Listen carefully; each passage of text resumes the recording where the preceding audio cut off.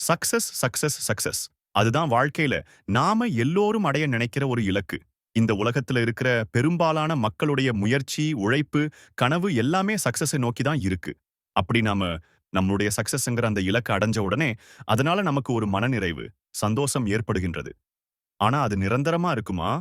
No way. என்ன பண்றது? மனசு அடுத்த டார்கெட் நோக்கி ஓட ஆரம்பிச்சிடும்.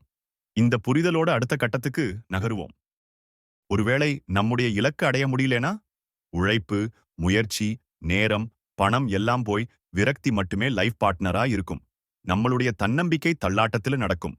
பெரும்பாலும் இலக்கடையறதுல எங்க தவறு நடக்குதுன்னு பார்த்தோம்னா, அது ஏதாவது ஒரு இடத்துல நடக்கிற டிஸ்ட்ராக்ஷன்.